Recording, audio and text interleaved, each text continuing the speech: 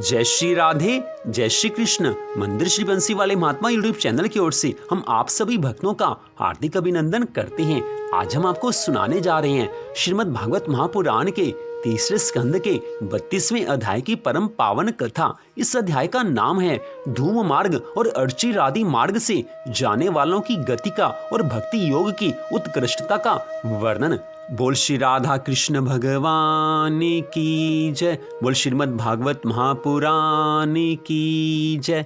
पिछले अध्याय की कथा में आपने सुना था कि किस प्रकार श्री भगवान कपिल देव जी महाराज ने माता देवहूति से कहा था कि किस पाप कर्म से किस आगे जाकर किस नरक की प्राप्ति होती है। अब उससे आगे की कथा भगवान कपिल देव जी आज कहने लगे हैं कि हे माता, जो मनुष्य श्री हरि स्मरण में मन नहीं लगाते और बुरे कर्म सदा वो करते रहते हैं, उनकी दशा ऐसी ही होती है। उनको नरक की यातनाएं भोगनी पड़ती हैं। उन्हें 84 लाख योनियों में भ्रमण करने के बाद उनको मनुष्य की देह प्राप्त होती है।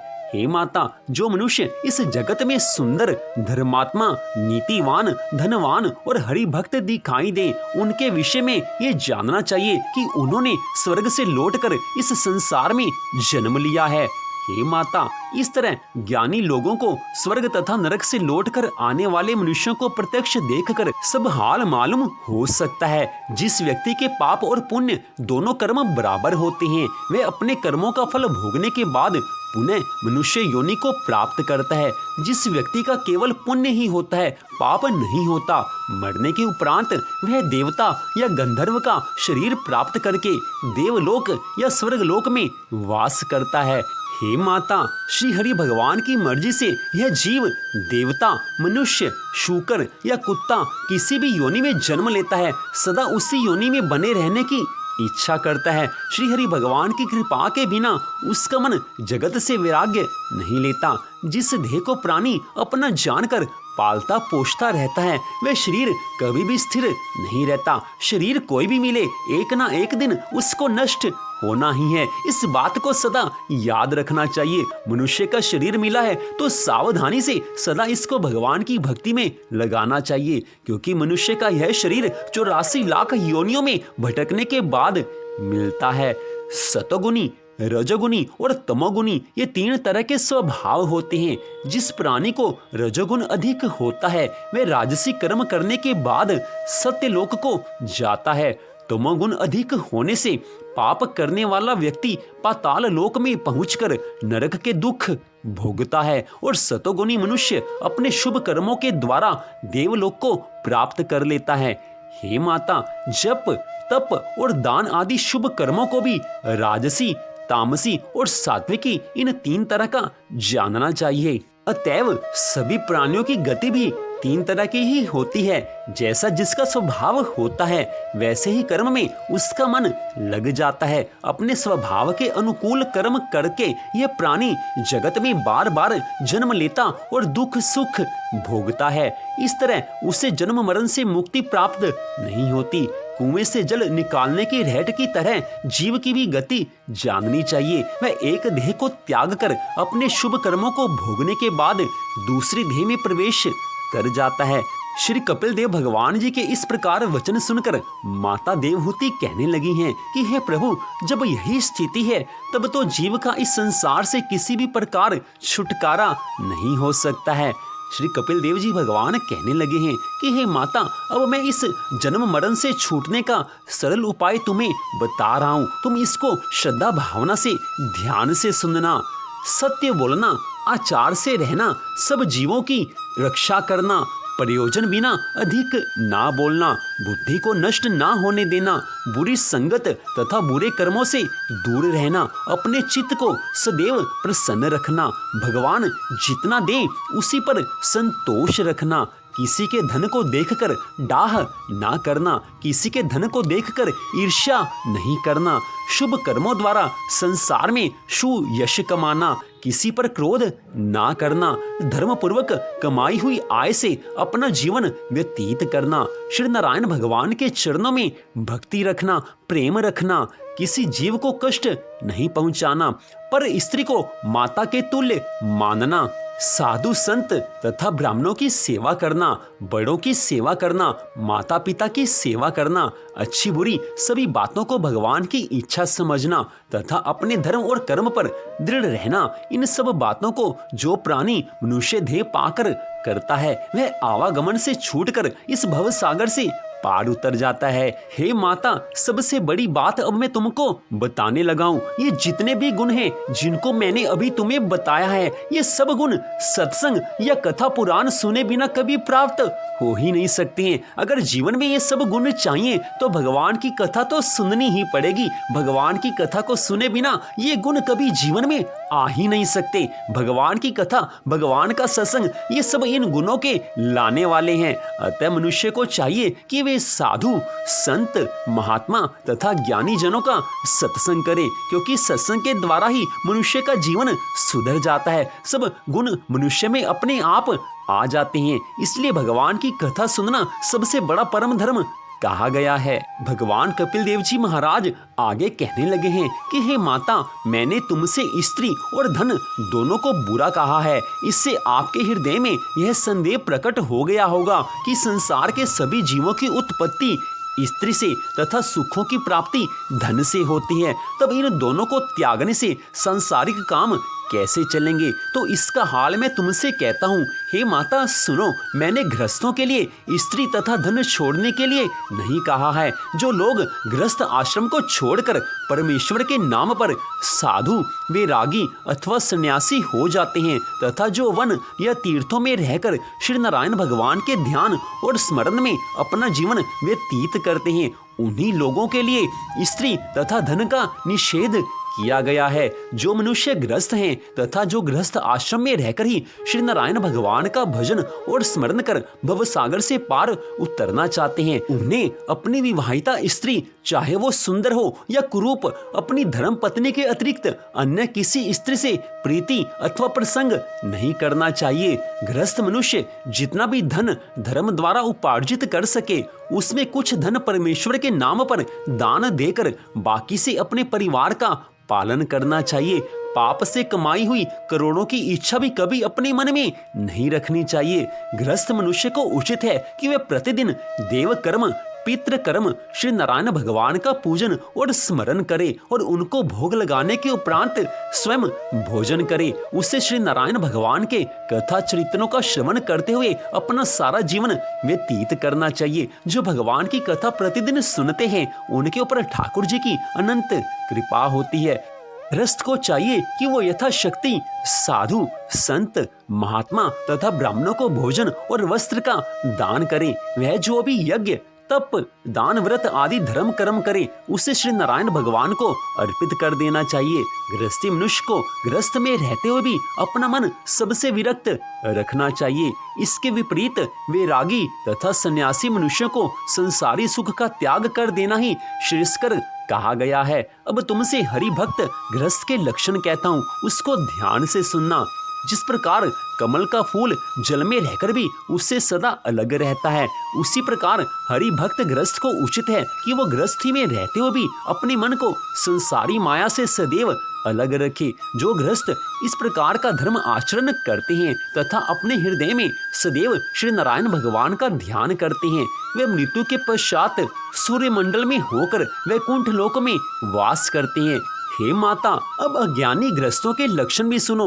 अज्ञानी गृहस्थ देवता और पितरों का पूजन, यज्ञ, दान, पुण्य आदि कुछ भी नहीं करते हैं। वे श्री नारायण भगवान के गुणानुवाद, कथा, चरित्र, भजन, स्मरण तथा कीर्तन से कोई प्रेम नहीं रखते हैं। वे केवल अपने परिवार को पालने और अपने इंद्रियों को सुख पहुंचाने में ही अपना सारा जीवन व्यतीत कर देते हैं। लेकिन इन सब के बीच भी उनको अपने जीवन में कभी सुख नहीं मिलता, क्योंकि श्री नारायण भगवान की भक्ति के बिना जीवन में कभी किसी को सुख प्राप्त हो ही नहीं सकता। जो भगवान की भक्ति नहीं करते, ऐसे लोग मृत्यु के पश्चात चंद्रमंडल में होकर पितृलोक को जाते हैं। वे कुछ दिनों वहां रहकर फिर संसार में जन्म लेते हैं। उत्तरायण सूर्य शुक्ल पक्ष तथा दिन में मृत्यु को प्राप्त होने वाला मनुष्य सूर्य मंडल में होकर वैकुंठ को जाता है और दक्षिणायन सूर्य कृष्ण पक्ष तथा रात्रि में मरने वाला मनुष्य चंद्र मंडल में होकर पितृलोक में चला जाता है। वहां अपने कर्मानुसार सुख भोगने के पश्चात उसे फिर संसार में जन्म लेना पड़ता है।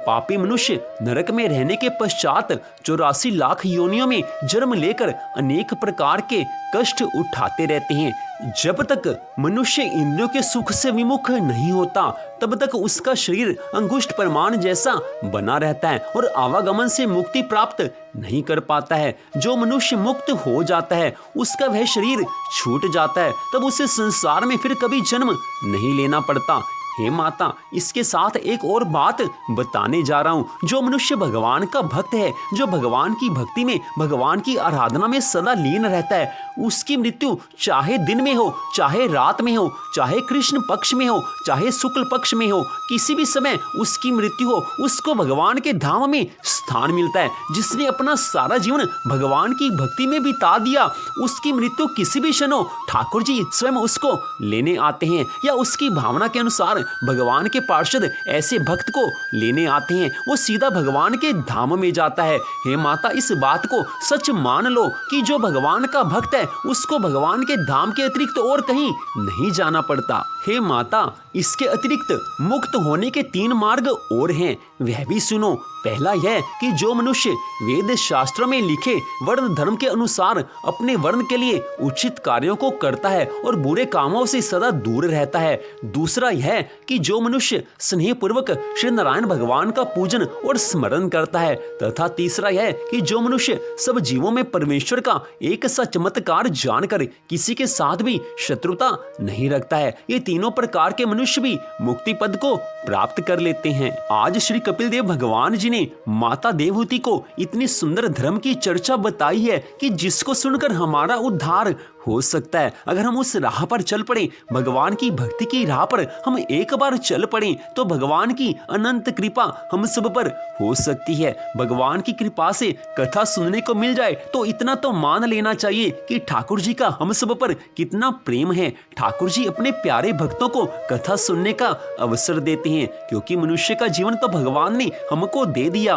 उसके बाद जिससे भगवान की प्राप्ति हो सकती है वो तो भगवान की कथा ही है, भगवान का सत्संग ही है। इसलिए जीवन में जिस क्षण में भगवान की कथा सुनने का अवसर मिले, भगवान के सत्संग में जाने का अवसर मिले, उस क्षण ये जान लेना चाहिए कि राधा रानी कृपालु हुई हैं, श्री कृष्ण भगवान आज कृपालु हुए हैं। तो जानना चाहिए कि भगवान ने तो कृपा कर दी है, अब हमें भी थोड़ा भगवान की आराधना करनी चाहिए। श्री कपिल देव भगवान जी ने एक एक करके सब ज्ञान की बातें माता देवहूति से बता दी हैं। इसमें एक विशेष बात जो उन्होंने अंत में बताई है वो यह है कि जो भगवान की भक्ति करता है, जिसके जीवन में भगवान की भक्ति है, जो मनुष्य सदा भगवान की भक्ति में, भगवान की आराधना में लीन रहता है, इस बात को आप इस तरह से समझें। मान लो कि एक व्यक्ति है, परिवार में रहता है, उसके माता पिता, उसकी पत्नी, उसके पुत्र और पुत्री उसके साथ रहते हैं। परिवार में रहकर सबकी जिम्मेवारी उसके ऊपर है, सबकी जिम्मेवारी निभाता है, लेकिन उसका मन भगवान की भक्ति में लीन है, भगवान की भक्ति करता है, भगवान की कथा सुनता है, समय आने पर भगवान के नामों का जाप करता है, संकीर्तन करता है, भगवान की कथा सुनता है, कभी तीर्थ यात्रा में चला जाता है, जैसे उसको संभव हो, जैसे उसको मौका मिले, भगवान की भक्ति आराधना में लीन रहता है, लेकिन साथ में अपने संसार के सभी कार्य कर रहा है। परिवार में अगर भगवान ने भेजा है, हमारा परिवार है, परिवार के सब सदस्य भी अपने ही हैं, उनके प्रति जो जिम्मेवारी है उनको निभाना भी तो हमने ही है, वो निभाने के लिए भी तो भगवान ने कहा है। तो जो व्यक्ति परिवार में रहते हुए सब जिम्मेवारी का निर्वाह करता है, सबके प्रति, हर सदस्य के प्रति अपनी जिम्मेवारी का निर्वाह करता है।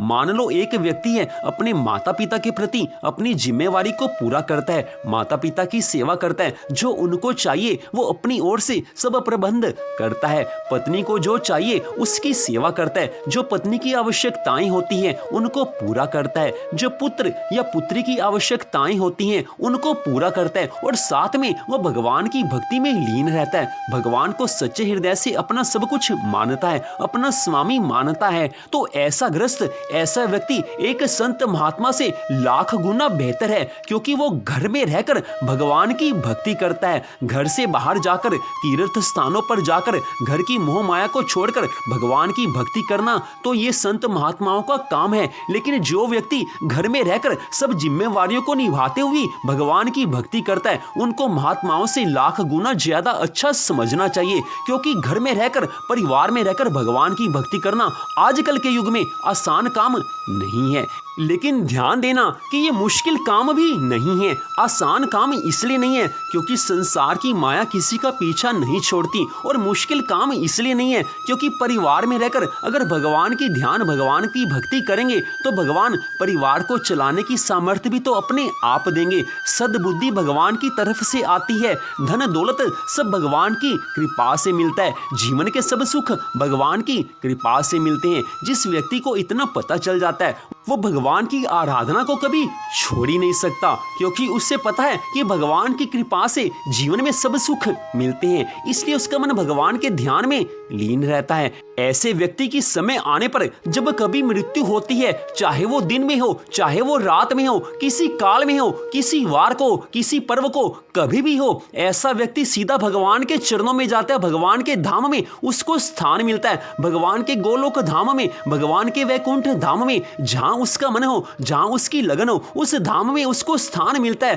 क्योंकि उसने अपना सारा जीवन भगवान की आज्ञा के अनुसार परिवार की सेवा में बिताया और भगवान की भक्ति करके बिताया। भगवान की भक्ति जो उसने की हुई होती है उसके फल स्वरूप उसको भगवान के धाम में स्थान मिलता है। यही तो इस मनुष्य जीवन का लक्ष्य है। दूसरी ओर एक स्त्री के बारे में भी यही बात समझनी चाहिए। एक स्त्री अपने परिवार में रहती है, अपने पति की सेवा करती है, अपने पुत्र पुत्री की सेवा करती है, अपने सास ससुर के साथ सेवा भाव से रहती है, अपने परिवार के सब सदस्यों के साथ सेवा भाव से रहती है, और कुछ स्त्रियां तो नौकरी भी करती हैं। अच्छी बात है, आजकल के जीवन में जो कुछ किया जाए, जो परिवार के लिए किया जाए, अच्छी बात है।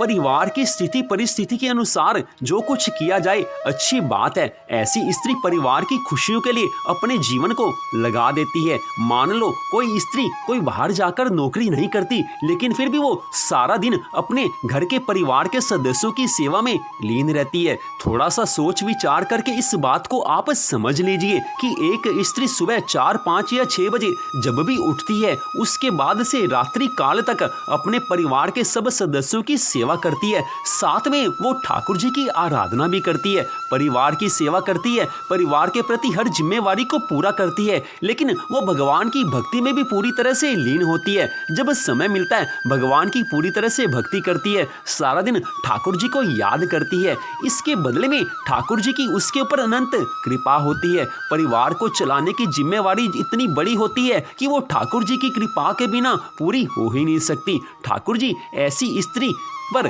ऐसी अपनी भक्त स्त्री पर इतनी कृपा करते हैं कि वो स्त्री सदा भगवान को याद करते हुए अपने संसार के सभी कार्यों को आसानी से कर लेती है।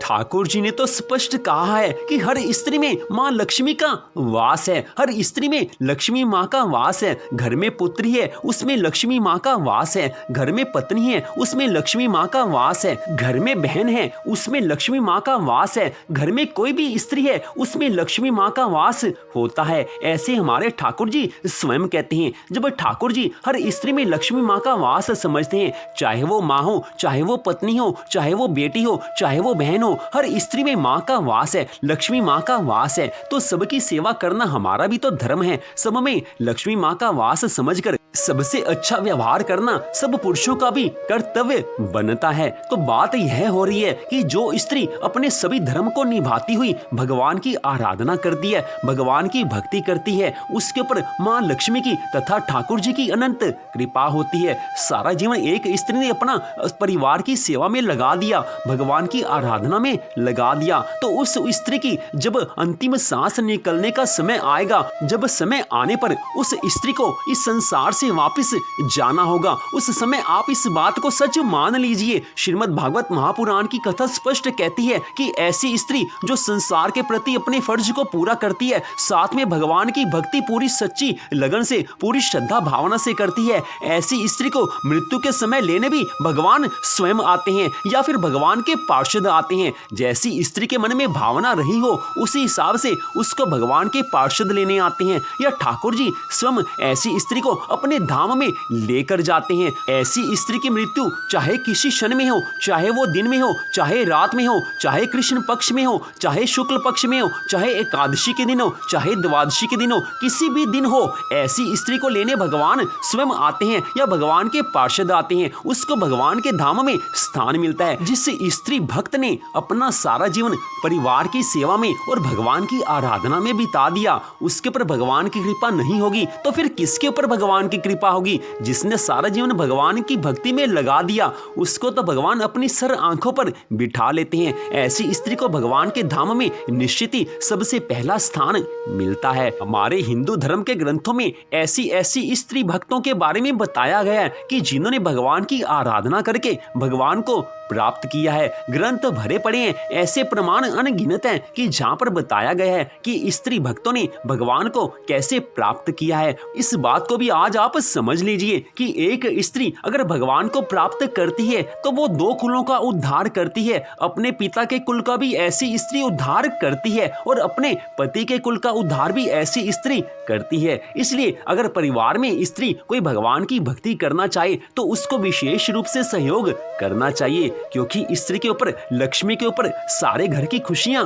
निर्भर करती हैं। माँ लक्ष्मी का वास हर स्त्री के अंदर है, चाहे वो बहन है, चाहे वो माता है, चाहे वो पत्नी है, चाहे वो पुत्री है, सबके अंदर माँ लक्ष्मी का वास है। इसलिए घर के अंदर भी सभी स्त्रियों का और घर से बाहर भी सभी स्त्री जाति का सम्मान करें। ऐसा करने से भगवान अत्यंत प्रसन्न होते हैं। आज यही कथा श्री कपिल देव जी भगवान माता देवहूति से स्पष्ट कह रहे हैं कि भगवान की प्राप्ति करनी है तो भगवान की आराधना करनी पड़ेगी, भगवान की भक्ति करनी पड़ेगी। आज भगवान कपिल देव जी महाराज ने स्पष्ट बताया है कि किस प्रकार आसानी से भगवान की प्राप्ति हो सकती है। सब उपाय बता दिए हैं। इससे अगले अध्याय की कथा में आप सुनेंगे कि किस प्रकार माता देवहूति को मोक्ष पद की प्राप्ति होती है, उनको भगवान के धाम में स्थान मिलता है। तो आपसे निवेदन है कि अगले अध्याय की कथा को आप जरूर सुने, क्योंकि अगले अध्याय की कथा में भगवान श्री कपिल देव जी महाराज और माता देवहूति की कथा के प्रसंग का विश्राम होना है। तो श्रीमद् भागवत महापुराण के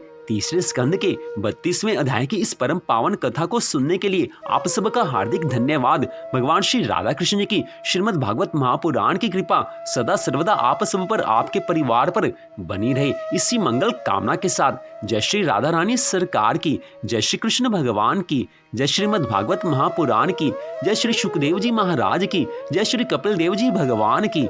जय जय श्री राधे, जय जय श्री राधे, जय जय श्री राधे श्याम।